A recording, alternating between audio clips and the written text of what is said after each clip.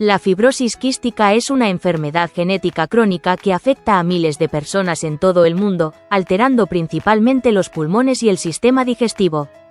Se origina por mutaciones en el gen CFTR, responsable de producir una proteína clave para regular el transporte de sal y agua en nuestras células.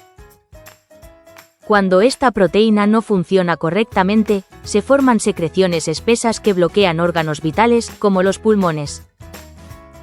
Es una enfermedad autosómica recesiva, lo que significa que se requiere que las dos copias de un gen estén alteradas. El asesoramiento genético es clave, ayuda a las familias a entender cómo se transmite la enfermedad y tomar decisiones informadas. Hoy tenemos la suerte de hablar con el Dr. Francisco Barros, destacado investigador en medicina genómica y jefe de laboratorio en la Fundación Pública Galega de Medicina Xenómica. El Dr. Barros tiene una sólida trayectoria en el diagnóstico de enfermedades raras, incluyendo la fibrosis quística. Bueno, Francisco, muchísimas gracias por atendernos y por dedicarnos un rato para hablar de la fibrosis quística. Y si nos puedes contar un poco sobre la enfermedad, tipo de herencia, para empezar. Muy bien. Bueno, como todos sabemos, la fibrosis quística es una enfermedad es crónica, progresiva, multisistémica. Y respecto a su herencia, es de herencia autosómica recesiva. El hecho de que sea multisistémica, pues condiciona que aparezcan síntomas en el aparato respiratorio, páncreas, glándulas sudoríparas, sistema hepatobiliar, intestino y el aparato reproductor como tal. Los síntomas más característicos y que son los que llevan a los pacientes normalmente a consulta serían pues, tener bronquitis y sinusitis recurrentes, una obstrucción pulmonar progresiva que lleva como consecuencia muchas veces a infecciones frecuentes, neumonías. Esta actualmente sigue siendo la mayor causa de mortalidad de la enfermedad, problemas más serios como tal. Eso cambió mucho, como vemos, después os comento, con los tratamientos, digamos, modernos como tal. La deficiencia pancreática exocrina es otro de la sintomatología recurrente que lleva a normalmente, o llevaba más comúnmente, a la malnutrición. En tiempos históricos eso era la causa fundamental de mortalidad. Cuando si nos remontamos décadas o siglos atrás, era la causa fundamental de muerte. De hecho, la fibrosis quística, la esperanza de vida no superaba más allá de 1 o 2 años en los niños que la padecían. Eso cambió, 1 o 2 años. Eso cambió radicalmente con la introducción de los antibióticos.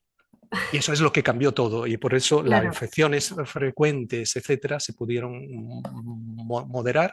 La introducción de suplementos nutricionales de los pancreáticos cambió el daño que podría producir la malnutrición, y entonces la esperanza de vida pasó a unos 40 años, un poquito más, de 1 2 a 40, 45 años posteriormente. Que claro, 40-45 no nos puede parecer como muy joven, pero partiendo de donde partíamos fue un gran avance, claro. Y prácticamente eso se lo debemos básicamente a los antibióticos, que evitaron las disfunciones debidas pulmonares, porque eran personas especialmente proclives, porque tenían una deficiencia nutricional enorme, y por tanto era una complicación sobre otra, como tal. Y el otro problema, bueno, tiene varios, ya comentaba, incluso ¿cómo se llama? Hepáticos y sistema hepatobiliar, etc. Pero también en el sistema reproductor. Es una de las causas fundamentales de esterilidad, tanto masculina, aunque más común, pero también femenina como tal. En realidad todo es el sistema multisistémico, o sea, la causa de que sea tan multisistémica es precisamente por el factor de base de la enfermedad. Lo que tenemos aquí es un problema de una mala regulación del transporte de líquidos a través de la membrana. Y eso ahora sabemos, hace más de 30 años que se descubrió el gen causal de la enfermedad, que es un gen que controla el canal de cloro, la salida y entrada de electrolitos en la membrana entre la célula y el exterior. La cuestión es que la desregulación de ese gen produce que el canal funcione mal y el líquido que está en la superficie de la célula se vuelve progresivamente más viscoso por pérdida de agua. Al aumento de la viscosidad de esto es lo que produce todos los grados o toda esta sintomatología que describimos antes. Estamos en determinados tubos, sistemas en los cuales el líquido interno se vuelve cada vez más espeso, tenemos un moco cada vez más espeso, circula mal el aire, el líquido, lo que sea, y por tanto se instalan bacterias, por tanto tenemos las infecciones en el ciclo pulmonar, las enzimas pancreáticas no son capaces de fluir y salir hacia el intestino, por eso tenemos el problema intestinal, o sea, el problema de desnutrición, las glándulas sudoríparas funcionan mal, por eso tenemos acumulación de sal que era uno de los efectos comunes, y de ahí la prueba del cloro en sudor. Exacto, para detección, de la enfermedad, o en los conductos deferentes masculinos, pues los espermatozoides no son capaces de atravesar esa barrera como una obstrucción. Una obstrucción. ¿No? Entonces, digamos que en todas las partes donde haya ese tipo de canales va a haber una disfunción, y esa disfunción, ya digo, afecta progresivamente a todo el organismo. Claro, que igual la conocemos más, ¿no? por enfermedad pulmonar, pero en realidad está afectando a todo el organismo. Es uno más de los órganos afectados. Entonces, desde hace más de 30 años sabemos es un gen, es de los primeros que se han descubierto asociados a una enfermedad monogénica. Eso nos ha dado, o nos da ahora mismo, una enorme experiencia como tal de conocimiento.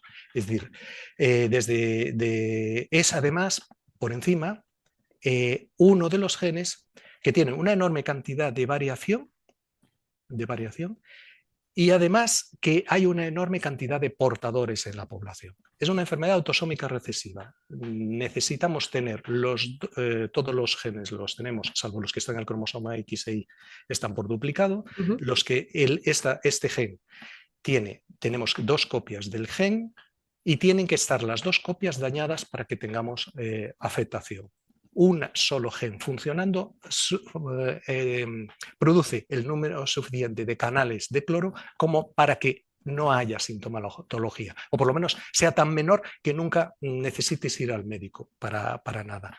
Claro, la cuestión es... Yo que no me he estudiado nunca, podría ser perfectamente una portadora de una de estas variantes sin saberlo, y a ciegas juntarme con otra persona que tenga la misma condición. Tú tendrías disminuido los niveles del canal de cloro, disminuidos. Es los que tienes normalmente producidos por el otro gen sano, suplen perfectamente para todas las necesidades. Pero, ya digo, suplen, pero tú tienes una deficiencia en esa formación de canales, de manera que en realidad te ha incrementado el riesgo. Los portadores, por ejemplo, son más proclives a tener pancreatitis, por poner un ejemplo. ¿De acuerdo? Sí. O, por ejemplo, también en varones son más proclives a tener esterilidad. Es una de las pruebas que se hacen para la esterilidad. Simplemente el ser portador ya explica un poco la posibilidad, el incremento de riesgo de aparición de esterilidad como tal. Entonces, esos dos genes tienen que estar, esos dos copias de los genes tienen que estar alterados como tal, y las variantes, lo que llamamos vulgarmente mutaciones en esos genes, están ampliamente distribuidas en la población.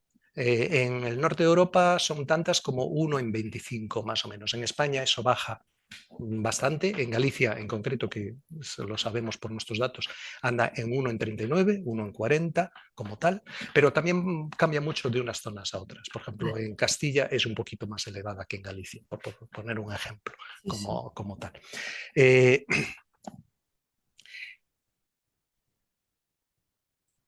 Eso condiciona, digamos, la presencia, que la tasa de aparición de individuos con la enfermedad, pues es, entre comillas, de las más elevadas para una enfermedad genética monogénica asociada a un gen.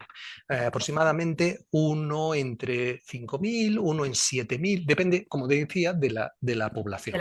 En Galicia aproximadamente andamos en 1 en 7.000 y pico, 1 en 8.000. como tal.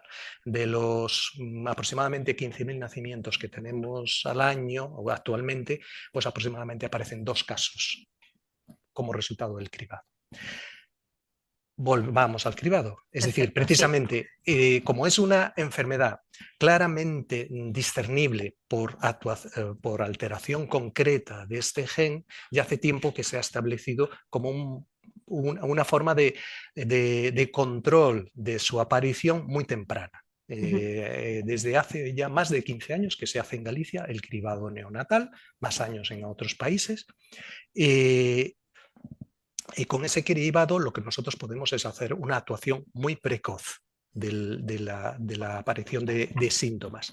Estos niños inmediatamente pasaban a un sistema, bueno, a un circuito multidisciplinar de pediatría en el cual ya se les daban tratamientos sintomáticos, lo que os decía, los antibióticos claramente, se evitaban tener infecciones lo más posible, se le daba suplementos pancreáticos y se le llevaba un control que aumentaron claramente la calidad de vida de los niños. En algunos casos pasaban a tener bronquiolitis, etcétera, pero muchos niños, digamos, tenían una vida relativamente normal como tal. Es lo que os decía antes, de que incrementó mucho la calidad de vida y la esperanza de vida, manteniendo en esos términos.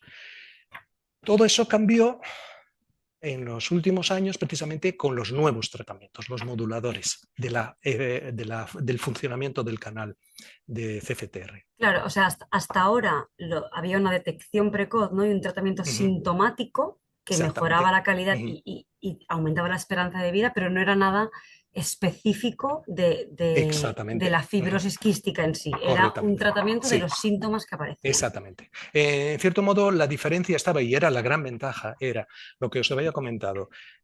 Antes la mortalidad fundamentalmente era la desnutrición, estamos hablando de mucho tiempo atrás. La aparición de los antibióticos mejoró muchísimo. Claro, si tú tienes un pulmón ya muy dañado, te dan antibióticos y te ayudan. Pero si te empezaron ya desde el principio y evitabas los daños, claro, la ayuda era mucho más eficaz. Por eso la introducción del cribado neonatal fue tan importante y tan espectacular en el tratamiento y la evolución de esta enfermedad. Pero es que ahora es a más, porque ahora, dado que se ha conseguido modificar el comportamiento del gen, fabricar proteínas, moléculas, que lo que hacen es evitar el daño que producen las mutaciones y por tanto que se formen canales, si no normales del todo, por lo menos que algo funcione. Eso ha revertido, digamos, de una forma mucho más espectacular los efectos de las mutaciones sobre la sintomatología. Los niños que están tratados con estos fármacos, lo que te dicen, pues eso, los familiares, lo que dicen los pediatras, es que prácticamente son indistinguibles de un niño sin fibrosis quística. Ese es el gran cambio. Claro. De todas formas, queda mucho por progresar.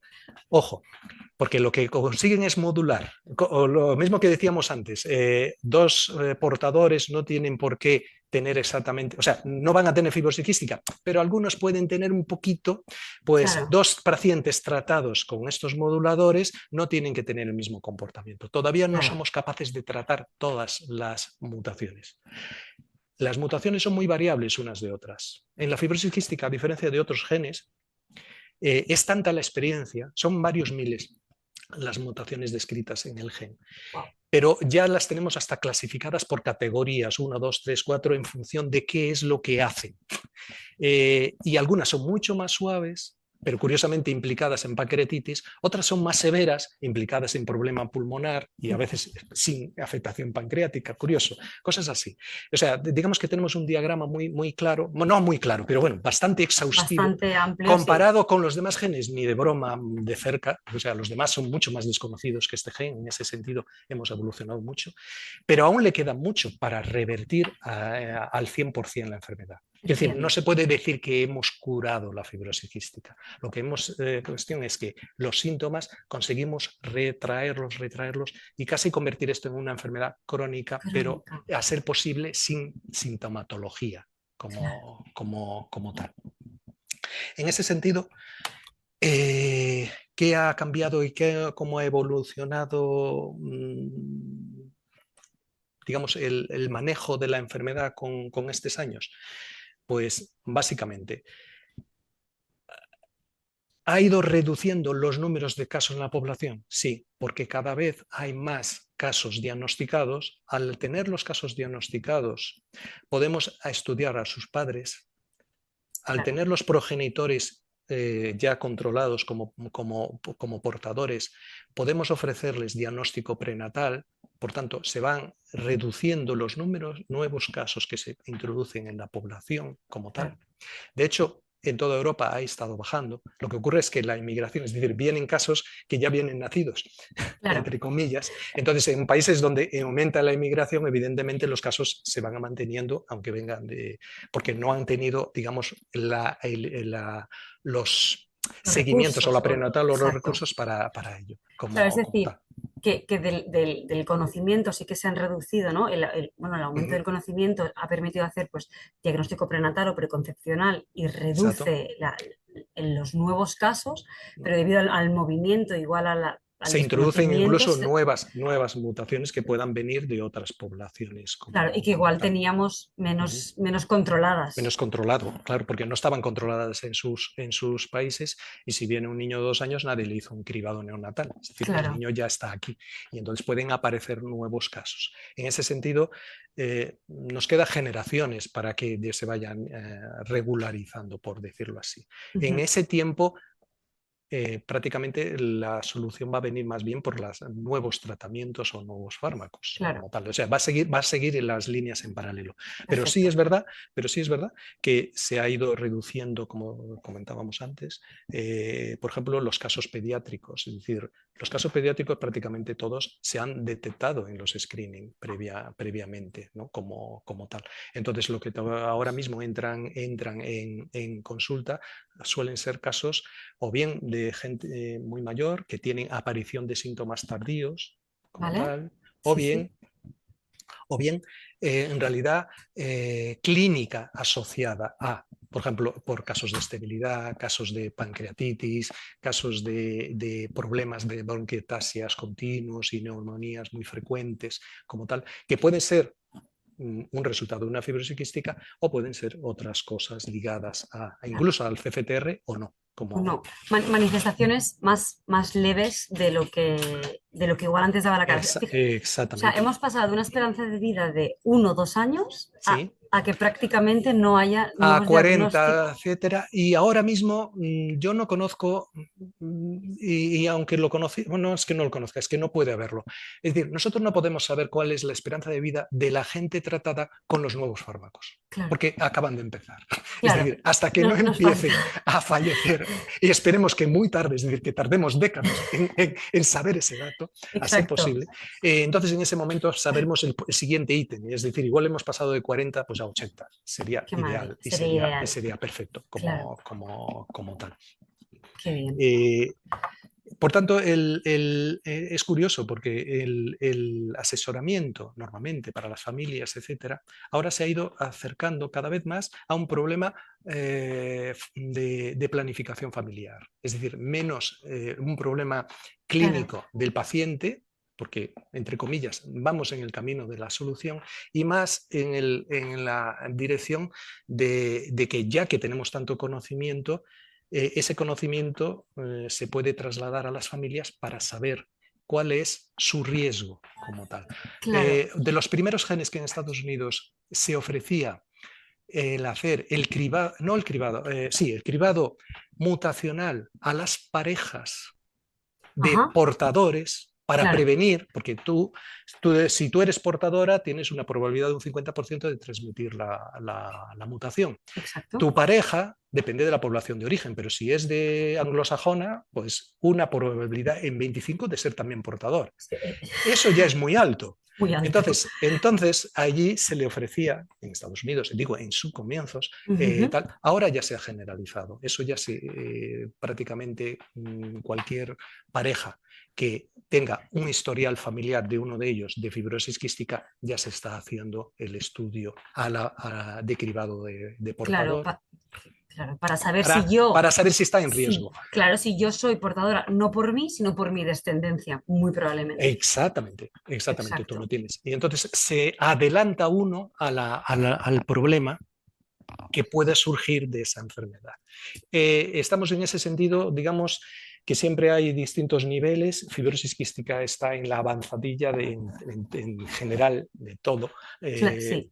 precisamente por el tiempo. Y también lo facilita, ojo, el número de casos. O sea, Claro. son muchos miles y miles y miles de casos, cientos de miles en el mundo, lo cual te da una información, toda una estructura de tratamiento, de manejo sanitario de todo ese problema, que para enfermedades súper minoritarias evidentemente no existe. Claro, dentro de ser una Las dos enfermedad cosas. rara, no dentro de ser una enfermedad Es minoritaria, la más frecuente. es la más De las más frecuente. frecuentes. De las más Correcto, frecuentes. correcto. Bueno, es que es eso, uno entre 25 o uno entre 40 sigue siendo súper prevalente, o sea, las probabilidades son... Sí, por eso es de las que claramente llaman a hacer. En una enfermedad que tienes una probabilidad de 1 en 100.000 o menos de ser Claro. portador, te puedes plantear decir, mira, es muy raro que me vaya a tener un problema. Aquí ya te las estás jugando si no haces un asesoramiento adecuado y una planificación desde el punto de vista reproductor. Claro, o sea que el asesoramiento genético ha virado completamente a ser de saber que tiene un niño sintomático, Sí. a ayudar a la planificación de una familia y Sí. de hacer un asesoramiento reproductivo. Exactamente. El asesoramiento desde el punto de vista asistencial, en este caso, claro, es que se ha convertido en tremendamente esperanzador, precisamente por Claro, los tratamientos. Ahí claro. es más, casi ahora sí es un problema puramente, no digo asistencial, es decir, si tu país dispone de los tratamientos todavía, si eres un Claro. país que no dispone y no tiene recursos, entonces volvemos a épocas pasadas donde esto era un verdadero problema. Claro, Porque es una enfermedad grave en este sentido, es decir, condiciona la vida de una persona. Si que aquí lo hayamos, no hayamos conseguido cronificarlo, no quita que la disparidad de recursos en diferentes países no siga siendo algo muy, muy grave. Que incluso el acceso a antibióticos, que era lo primero que me comentabas, ¿no? Puede estar... Y aunque sea una de las enfermedades relativamente más comunes y de que hay más información, como asesora genética me sigo encontrando que en muchas enfermedades sigue habiendo, obviamente, desconocimiento o ciertos conceptos erróneos. ¿Qué creerías tú que es una percepción más equivocada? Antes decíamos, ¿no? Es una enfermedad multisistémica. Y algo con lo que me encuentro mucho es como pues diagnosticado a raíz de una pancreatitis. ¿Cómo voy a tener yo fibrosis quística si es una enfermedad del pulmón y a mí lo que me está fallando es el páncreas, ¿no? ¿Qué otros? Te tengo un caso más raro. He identificado una fibrosis quística por un caso de esterilidad. Claro. ¿Qué ocurre? Lo que habíamos comentado. Las diferencias interindividuales son enormes en todas las patologías y en esta en concreto. Ahora muchas veces las podemos achacar a mutaciones concretas. O sea, sabemos clasificar esas mutaciones desde el punto de vista de su efecto sobre el fenotipo, sobre las manifestaciones en el individuo. Pero es que además hay otros genes moduladores. En este sentido, este es otro campo en que la fibrosis quística es pionera, en el cual ya sabemos que hay genes que modifican la expresión de estos canales, con lo cual tú puedes tener las mismas mutaciones que otra persona y tu forma de fibrosis quística ser más grave o más leve como tal. En realidad pasa con todas las enfermedades, vamos a llamarlas multisistémicas. Empezamos su curso diagnóstico en función de cuál es el primer síntoma que despuntó. Es decir, tú si tienes un problema pulmonar vas a un neumólogo, si tienes un problema por esterilidad es porque estás en un programa estás en obstetricia o tal, intentando tener un hijo. Si tienes un problema pancreático, estás en digestivo. El primero que apunta, digamos, la punta del iceberg de lo que es todo lo que está pasando en tu organismo, es lo que decide, entre comillas, a qué dirección o a qué ayuda asistencial recurres. Claro. Nuestro sistema sanitario está formado por especialidades, por sistemas, y resulta que la genética es transversal, es Está decir, en todos los lados. está en todos lados. Entonces, bueno, esa es un poquito la razón de que hay veces en que pacientes dicen, es que aparentemente, de hecho es una sorpresa, ¿cómo es que puedo tener fibrosis quística si realmente no tenía Claro. estas cualidades? Aquí es famoso, en nuestras reuniones siempre hablamos de un caso de un paciente con fibrosis quística con la mutación o homocigosis, la más común, la delta F508, que era corredor de maratón. ¿Entiendes? Homocigote, es decir, las dos copias Las del dos. gen. Entonces, la cuestión es, bueno, sí, con sus problemas, que fueron agravando con el tiempo, pero, insisto, es una cuestión que los individuos son Es muy muy distinto, diferentes claro. como tal. En Claro. cambio, hemos tenido un paciente con la V232D esta mutación que es, digamos, creemos de origen gallego, que estaba catalogada como relativamente benigna. La pobre chica se murió porque tuvieron que recurrir a un trasplante de pulmón y no sobrevivió a él. Claro. Quiero decir, las diferencias a veces van en contra de lo que te pone los libros o Internet. Sí, al Quiero final. decir, es un poquito más complicado todo de lo que a veces parece. Individualizar, ¿no? Es extremadamente Es importante importante. en este tipo de Exactamente. enfermedades. Y ya para no robarte más tiempo, para terminar, ¿cómo ves el panorama? ¿Cómo crees que evolucionaremos en los siguientes 10 años? Hemos dado pasos muy grandes. ¿Cuál crees que será el siguiente? Yo creo que evolucionará como está haciéndolo. Es decir, se van a generalizar los tratamientos como tal. El screening seguirá haciendo su trabajo de ir reduciendo los casos con el tiempo también. O sea, no reduciendo, sino llevando a los pacientes a un tratamiento muy temprano y por tanto reduciendo la sintomatología y haciendo aflorar las familias en los cuales aparecen esos casos con los cuales vamos a tener mejor asesoramiento reproductor y por tanto seguramente irán también reduciéndose los casos. Esos tratamientos irán, entre comillas, mejorando, les queda mucho por mejorar, pero supongo que es un campo que ven muy claro. Y una cosa que recurrentemente te preguntan es terapia génica. Es decir, ¿cuándo me curan? De Exacto. verdad, de decir yo ya no tengo este gen malo y quiero un gen nuevo, bonito y Cámbiemelo, bueno, por favor. cámbiemelo, por favor. Y yo ahí, en ese sentido, igual es que me coge un poco viejo, pero yo soy un poquito escéptico. Quiero decir, no digo que no se vaya a conseguir y probablemente sea antes de lo que yo pienso. Pero es que la terapia génica es esa típica promesa que nunca acaba de cumplirse del todo. Si os dais cuenta, se empieza, hace mucho tiempo que se habla de eso y no acaba de llegar como tal. En las enfermedades que sean, eso es una opinión personal y entonces ya no quiero sentar cátedra ni nada por el estilo. Pero el problema es, cuanto más multisistémico, más difícil es, porque estamos hablando ya de un adulto. Una cosa es cambiar el gen en un óvulo. Claro. Y otra cosa es cambiar en todas las células de un individuo, cosa que es absolutamente imposible. Entonces, las terapias irían orientadas a, por ejemplo, mitigar los problemas pulmonares. Bien, tú aerosoles, introduces un vector, cambia, etc. Imagínate que eso funcione, que hay que ver que funcione, claro. que ya veremos y tal. Sí, pero entonces, ¿qué pasa con el páncreas? ¿Y qué pasa con la esterilidad? ¿Y qué pasa con etcétera, etcétera, etcétera? Claro. Hay cosas que yo no los veo tan claras. Si la terapia funciona, la terapia farmacológica, los moduladores, se consiguen unos que digas, tiene una eficacia del 90%, tú alcanzas una esperanza de vida de 80 años, entonces ¿para qué quieres una terapia génica? ¿Con tal de que te aseguren las pastillas? Con tal de que te aseguren una calidad de vida, sí. Exacto, por eso no veo tan claro, y siempre lo digo así muy claro, que la evolución vaya por ese lado. Que puede ser que me equivoque totalmente porque aparece un genio, te sale el vector maravilloso que lo cura todo y yo me tengo que desdecir.